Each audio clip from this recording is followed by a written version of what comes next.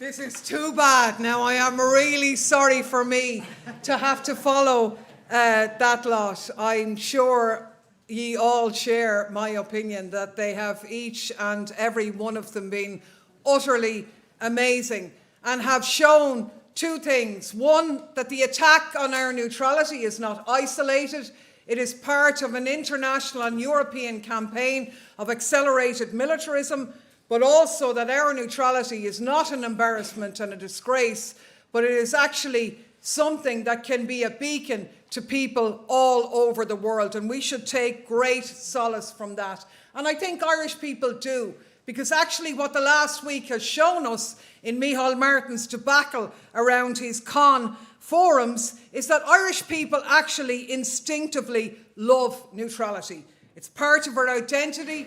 It's tied up with our independence, with our sovereignty, with our right to make independent decisions on our foreign policy, and it comes from our past as a colonised people. We understand conflict. We understand that you have to talk to people you don't like, that sometimes you have to suck it up and get on with it, but that's what you have to do to mosey on through. But of course there's a section of Irish society who have always been embarrassed to be Irish. These are the same people who years ago bent the knee to British imperialism, who bowed to US multinationals, and who now bend the knee to their European paymasters in the European Union. To them, being Irish is an embarrassment.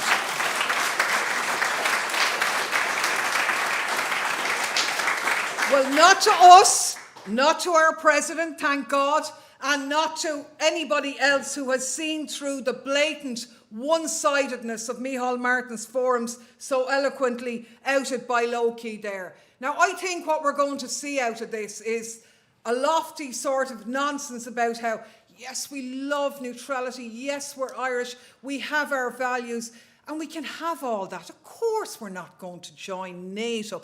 God knows, of course we'll still be neutral. But we are going to barrel down the road of further EU defence orientation. And that is being part of NATO. It is moving to a mutual defence union. It is involving spending billions on arms that could be spent on other things. So this is policy creep. This is what's coming out of that. The battle is on. And the first casualty is going to be the triple lock, because they're not going to come out and say we're going to join NATO, but they are going to look at the triple lock. We heard Dame Louise tell us that a majority of people at the forum believe that this needed reform. Well, they would, given who they were, as Loki said. Now, the triple lock is the legal mechanism upon which we can send more than 12 troops abroad. It means it requires a UN mandate, it requires the support of the government and of the Dáil. Now, the picture is painted that the UN is in chaos, it's an absolute basket case, and it's certainly true. The UN needs a lot of reform. Multilateralism is under pressure, there's no doubt about that. But it's under pressure because of great power conflict. And what did Ireland do to speak out against that since 2008 in the growing tension between Russia and the US? Absolutely nothing. We have been here before with the Cold War, but we didn't abandon the UN then. Why should we do so now? Because the game in town is all about, oh, the veto, we're not going to be able to send our troops wherever we like. Micheál Martin told us yesterday, will there ever be a UN mission ever again? Well, actually, Micheál, last year there were 64 UN peacekeeping and renewed missions by the UN. We reaffirmed the mandate for Bosnia. And this was talked about at the forum yesterday. They said, the Russian veto could have blocked the Bosnian thing and we were all in trouble. What they didn't say was they didn't block it. The EU-led mission in Bosnia was given the go-ahead, even against the backdrop of the war in Ukraine. So the veto is not the problem. Irish troops were under every one stop from going anywhere in 65 years unbroken UN peacekeeping, and that was blocked by China over they thought the troops should go somewhere else other than Macedonia. So the veto is not a problem. Defending multilateralism is, but when they say the triple lock is not fit for purpose, What they mean is the only purpose it is not fit for is missions that do not have a UN mandate. And what are they? They are missions like Iraq, like Afghanistan, like going into the Sahel, like going into what they call rapid response, which the EU has signed up to, into non-permissive environments. That means going into countries who don't want you there. That's the only thing that the triple lock is preventing the Irish government sending troops into, because all humanitarian missions, we can do it. Even EU training missions, which I personally would object to, but they don't require the triple lock. So this is an absolute nonsense. And the European Union can call it peacekeeping. It's not peacekeeping. They are advancing their geopolitical aims in the same way that the US, China, Russia, or whatever does when it goes into Africa and all of these countries as well. Yes, there are problems with the UN, but we've got to work to overcome them. And it is striking that Micheál Martin's forum didn't have a single representative from the global south, from the 120 countries worldwide who are non-aligned. The countries who represent a majority of the world's population, countries like Mexico, which like us were colonized but now are independent and neutral. Why weren't they represented at the forum? Because, as the lads have said, it's a racket. It's a con. It's not about security. Nobody obviously is going to buy in to a military agenda. Who in their right mind would argue that we should be spending money on arms when we have huge housing prices, a poverty crisis, we need to deal with climate change? So they've got to convince you that there's a big baddie out there trying to get you. And if you don't be careful and you don't put the money in there, then we're all gone. It's threat inflation. These are the bagmen of the arms industry dressed up in NATO and the like. And to justify their spend, they see Russians everywhere. If you've been tuning into the forum, you would have heard it. The Irish Times tell us they have to be very careful. There might be disinformation from foreign agents around the forum. Shock, horror, there was, but they're all US and UK ones, not Russian ones. They tell you anybody who disagrees with them is a Russian spy. We're actually Kremlin agents, although, as I've said in other places, where the money goes, I don't know. They've mislaid the accounts because we haven't seen any of it. But anything Russia is threat inflated. So we hear about these Russian ships which are behaving suspiciously.